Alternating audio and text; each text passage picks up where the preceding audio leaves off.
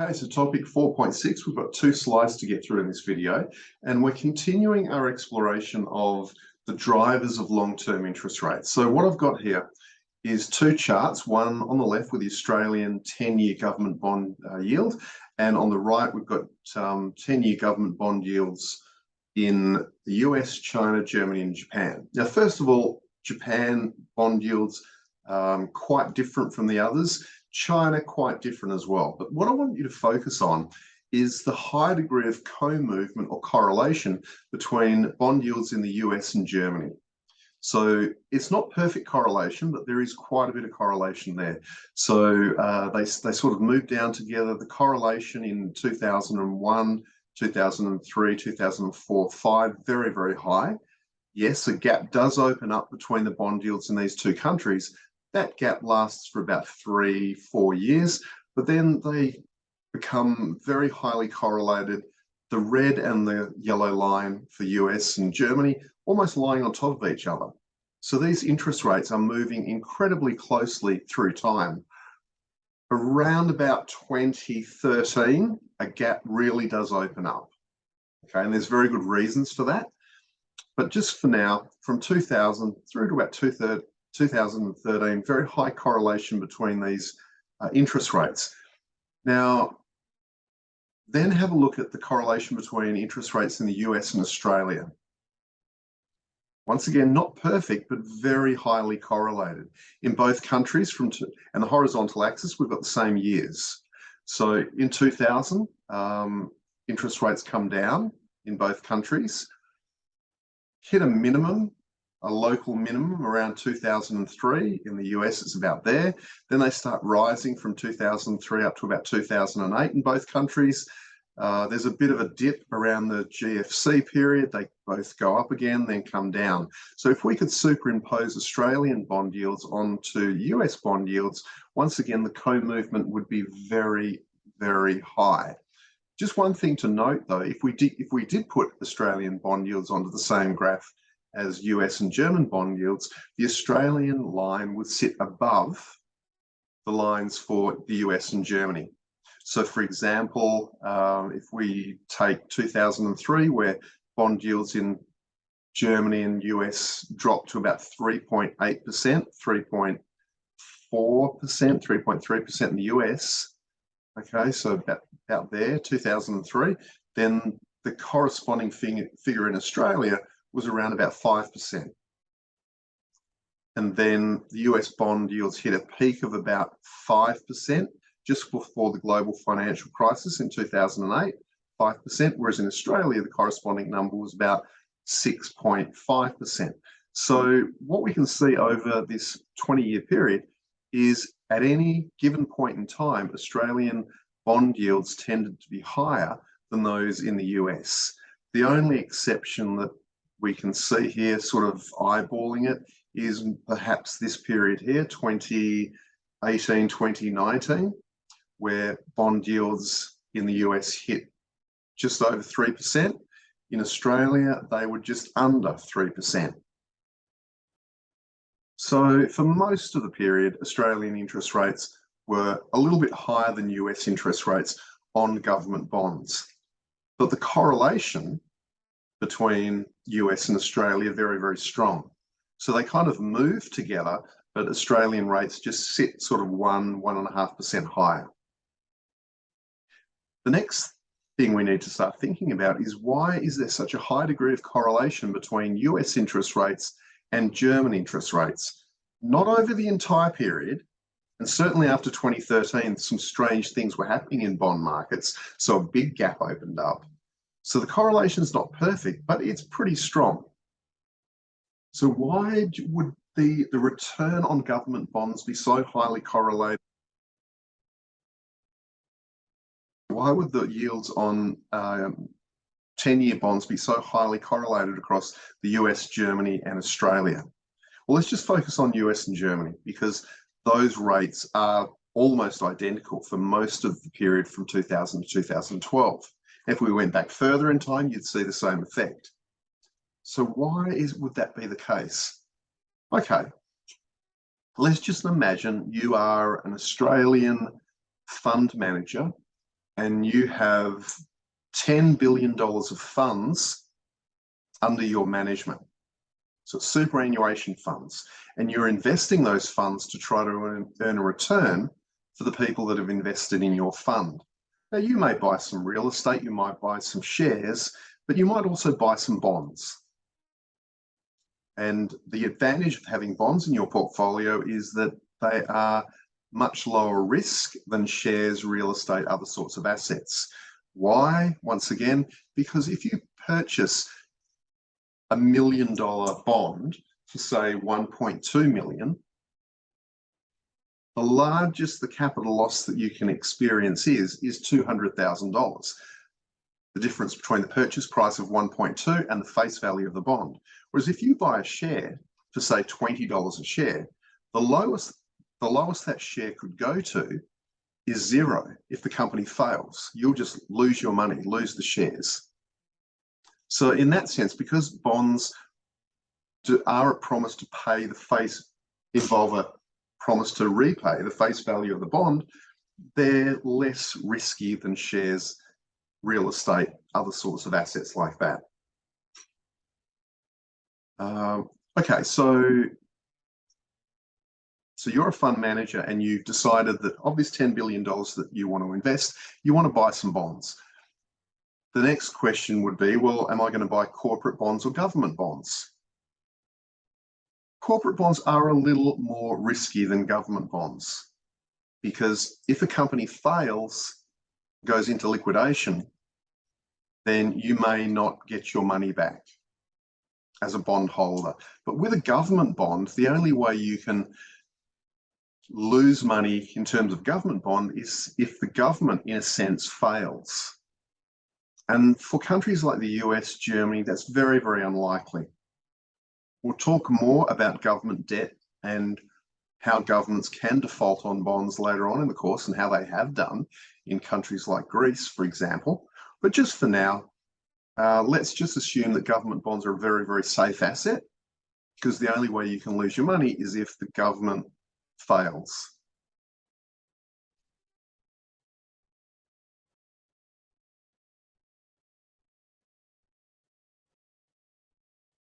So you know you want to buy bonds. You know you want to buy government bonds. The next question is, which country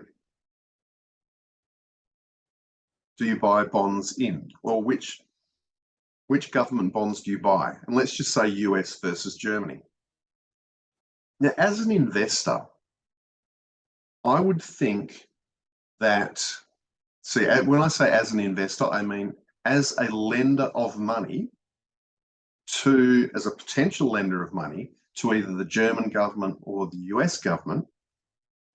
You are a lender, you are a purchaser of bonds. I would view US government bonds and German government bonds as pretty much like Coke and Pepsi. They're slightly different, but they're pretty much the same. They're both ultra safe, large developed economies, reliable, sensible governments, pretty much the same. The only thing I would have to worry about if I was comparing as an investor, as a potential buyer of bonds, the only thing I'd have to worry about is the relative strength of the US dollar versus the German euro. It's not really the German euro, is it? It's the euro, which is the currency that Germany uses. Why would I worry about the currencies? Because if I'm buying a US government bond as an investor, then I'll have some of my money invested in an asset denominated in US dollars. And if, while I have my money invested in, say, US government bonds, the US dollar drops substantially, and at that point, for some reason, I need to bring my money back to Australia, then I'll incur a capital loss on my investment because the US dollar will have depreciated. So if the US dollar depreciates by 20%, I will have lost 20% of my capital. Capital meaning money. So I would have to worry about the relative outlook for the US dollar versus the German euro. And ideally, if I thought, well, if the US dollar had more upside than the German euro, upside meaning a greater chance to appreciate, then I'd probably want to put more of my money into US government bonds, because if I'm invested in US government bonds and I'm holding an asset denominated in US dollars, that is the US government bonds, and during the time I've got my money invested in US government bonds, the US dollar appreciates, I make money from that appreciation when I bring my money back from US dollars into Australian dollars. But in terms of the asset itself, highly substitutable, US versus German.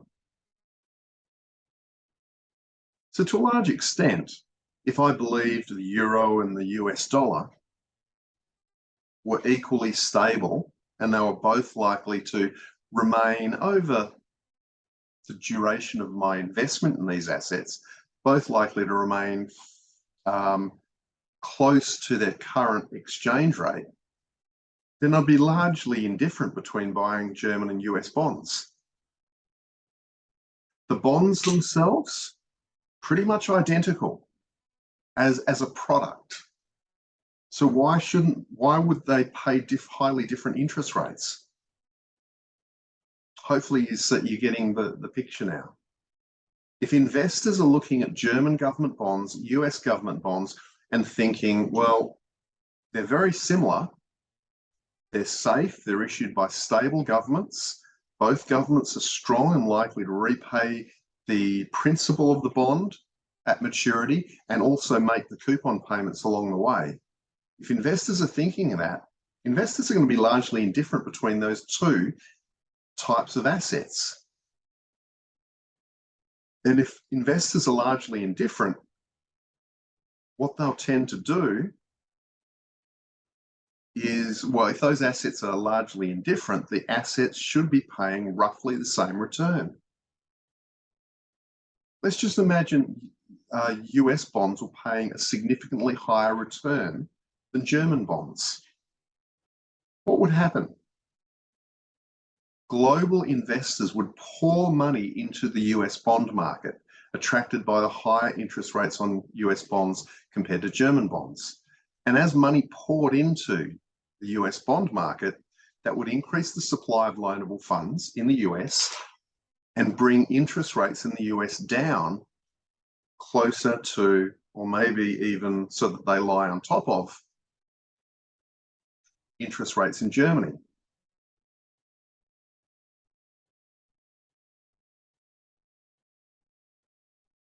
Now, that is the effect that was happening over most of this period. From 23 onwards, we had some very strange things going on in bond markets, mainly quantitative easing, which was opening up a wide gap. We can explore that later. But this period here is quite interesting. From 2004 to about 2007, a significant gap opened up, and it took a long time for that gap to close between US and German bond rates.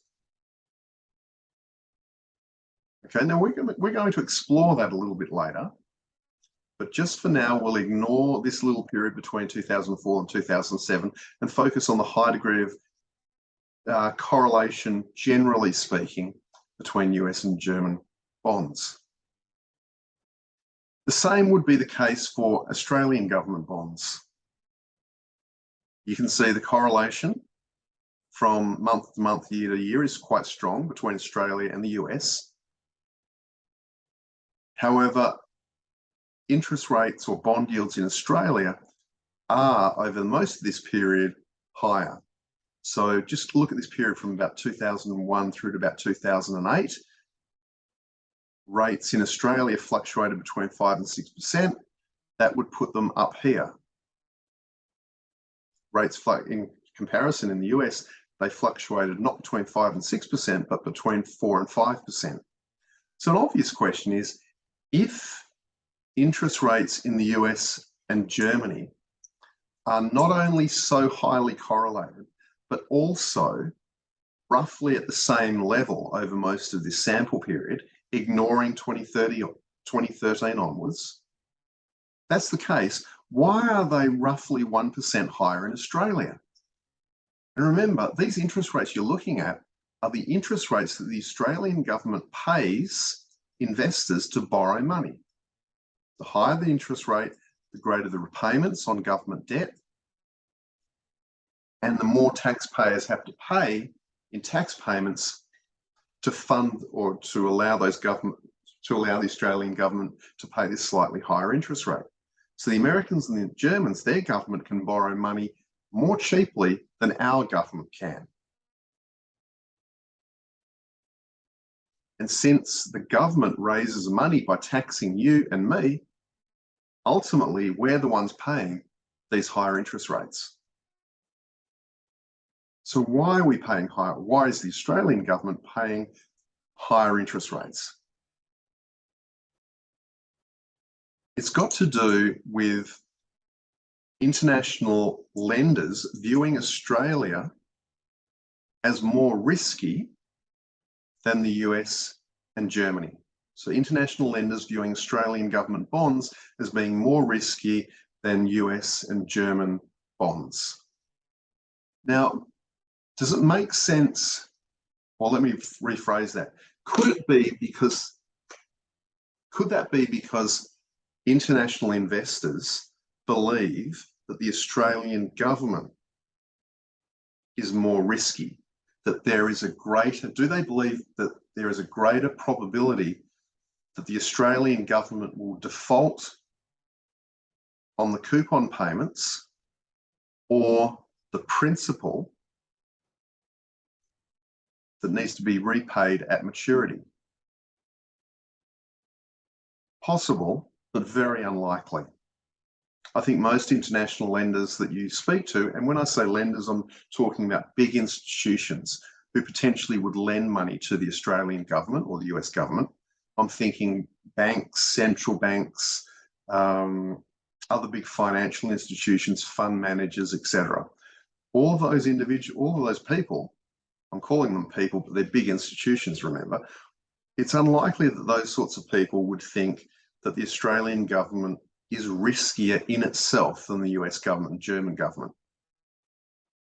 Where this higher interest rate is likely to come from is the higher volatility of the Australian dollar. Now, we haven't dealt with exchange rates yet, but we will. And so just for now, you're going to have to trust me, and trust me when I say that the Australian dollar is more volatile than the US dollar over time. That is, the Australian dollar goes through greater swings or larger appreciations and depreciations than the US dollar. Now, a lot of that has got to do with the Australian dollar being extremely highly correlated to commodity prices. And commodity prices are notoriously volatile. Just think of oil prices up and down, natural gas prices up and down. Iron ore prices can double, triple in a hurry, and then they can come tumbling back down. So commodity prices are volatile. The Australian dollar follows commodity prices closely for reasons we'll explore later on in the course. And so that gives you volatility in the Australian dollar compared to the US dollar and the German euro. So if you're an international lender and you're now located in, let's make up a country, Canada, and you're thinking you've got $10 billion to lend to someone, and you're thinking about buying government bonds from Australia, the US, and Germany, now you've got this additional consideration when considering Australia, that the Australian dollar is more volatile. The Australian dollar can, relative to other countries, halve in value. That happened just after the global financial crisis in 2008, 2009, halve in value relative to other currencies. We've never seen the US dollar do that. We've never seen the euro do that. Those currencies have never depreciated by 50%. like the Australian dollar. So if you're an international lender and you know the Australian dollar is volatile, yes, the Australian dollar could jump up and appreciate much more than the US dollar, but you're probably more concerned about the downside risk. Generally, investors are more concerned with losing $1 million than gaining $1 million. There's a lot of psychology literature relating to that. Okay, let's just say you've got $100,000 in your bank account, and I give you a 50-50 bet.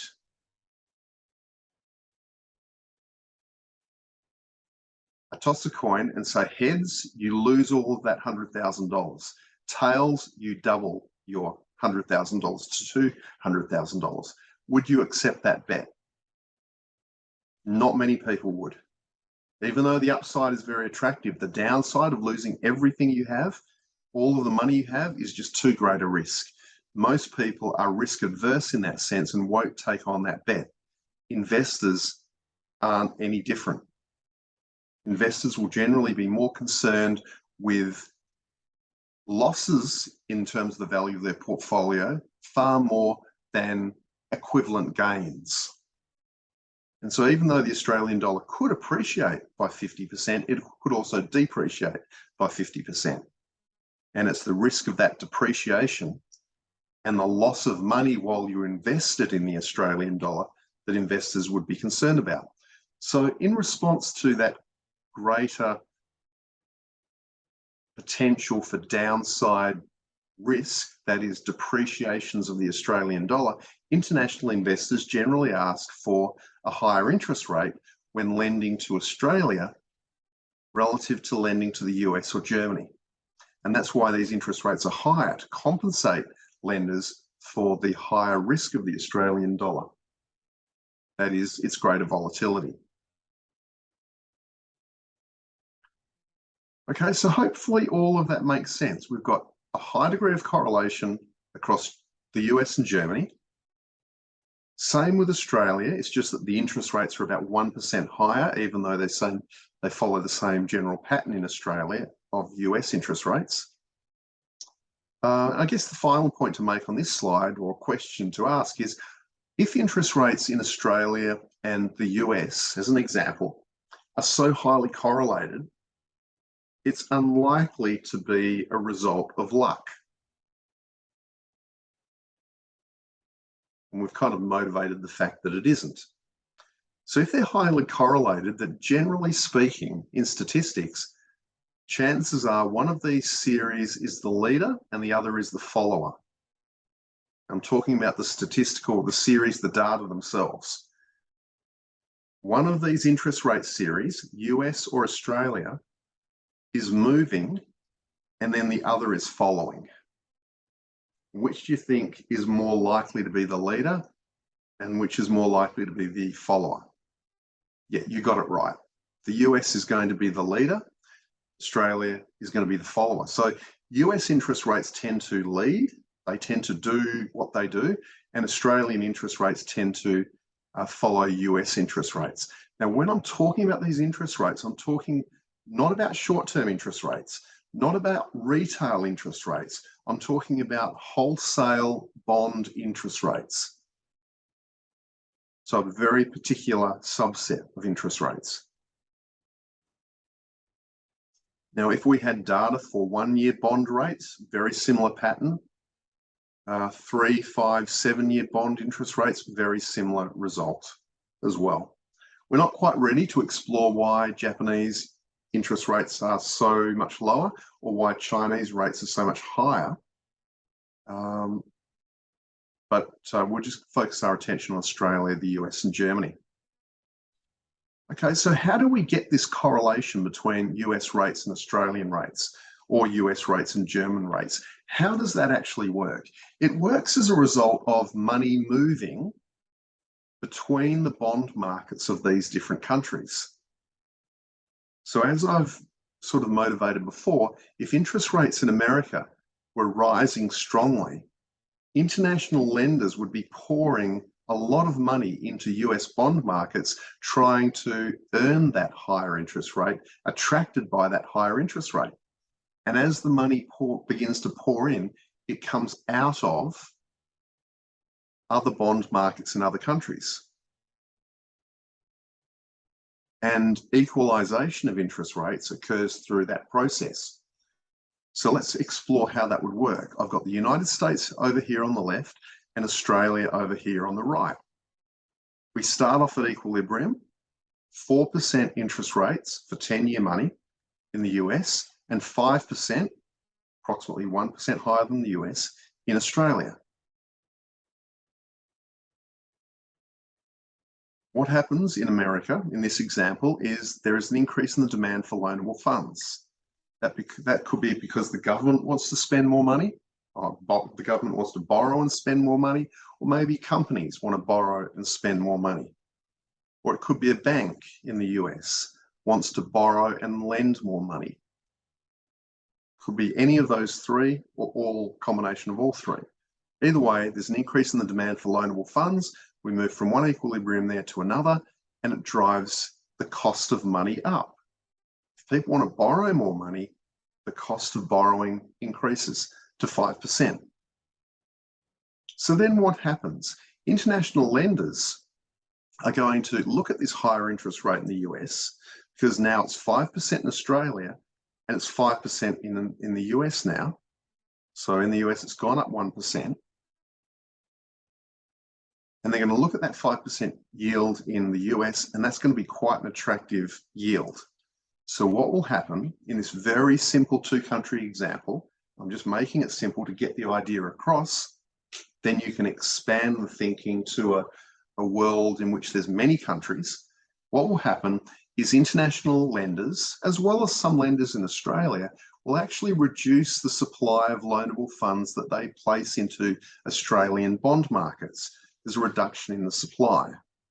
And it's actually this supply here, this reduction in supply, that is money not going into Australian bond markets anymore, that creates the movement, or the increase in quantity supplied as we move along the supply curve. So what I'm saying is, if there's an increase in demand here, we move from, in the US, we move from this point to the new equilibrium there. As that happens, we move along the supply curve. That's called an increase in quantity supplied. And so the increase in demand is matched by some additional supply. So then the question is, well, where does that additional supply come from? It comes from this reduced supply in Australia. So money is not going into the Australian bond market, it's actually going into the US bond market, and it's modeled through this movement along the supply curve. And so that's the way it works. In Australia's case, this decrease in the supply of loanable funds in bond markets, that simply means there is less money available to lend. Sorry, there's less money to borrow through issuing bonds. That drives interest rates up in Australia. And so we end up at new interest rates of 5% in the US and 6% in Australia. So the 1% interest rate differential that I started with is now in place again. And I've assumed a 1% interest rate differential at equilibrium between the US and Australia, because in this graph, I've seen that interest rates in Australia are roughly 1% higher than in the US. That's why I started off with a 1% differential. So that's how it works. If something happens in the US and interest rates rise, money will not go into other bond, or less money will go into other bond markets, and more money will move into US bond markets. With the reduction of supply in Australia, that tends to raise interest rates up to match the higher interest rate in the US. Okay, now I have mentioned right down the bottom here that this correlation that we're seeing is limited by the impact of imperfect capital mobility, differences in expected inflation rates, and differences in expected exchange rate movements. I just wanted to mention that now, and we will deal with that issue a little bit later on. Okay, so we'll leave it on the slide for now, but we won't think too hard about it. We'll think about that issue later. What I've done here in this simple diagram is assumed that there is perfect correlation of interest rates. In the US, they go up by 1%. In Australia, they also go up by 1%. So coming back here, that's sort of over this period here, US and Germany, there was perfect correlation there, 2001, 2002, going into 2003. So that I'm talking about that perfect type of correlation there. Okay. If I wanted to use US and Germany as an example, I would have started off at 4% in the United States, 4% in Germany, and created the same perfect correlation. So hopefully that makes sense. Long-term interest rates are correlated across countries. You can see that for yourself. I don't need to explain that in any greater detail than showing you the data, really. They're highly correlated across countries. They are highly correlated because money moves between bond markets looking for the best return. And as money moves away from one market and into another, that is the process through which interest rates are equalized in the two different countries, even if there is a 1% wedge. So that's how it works. So we've done short-term interest rates, we've done long-term interest rates. If you ask me what is the primary determinant of short-term interest rates in Australia, I would say the Reserve Bank's cash rate target. If you ask me what the primary driver of long-term interest rates in Australia was, I would say US long-term interest rates. Because our interest rates follow US interest rates so closely, through this effect, it's quite clear that the primary determinant of 10-year interest rates, 7, 5, 3-year interest rates in Australia are going to be the corresponding interest rates in the US.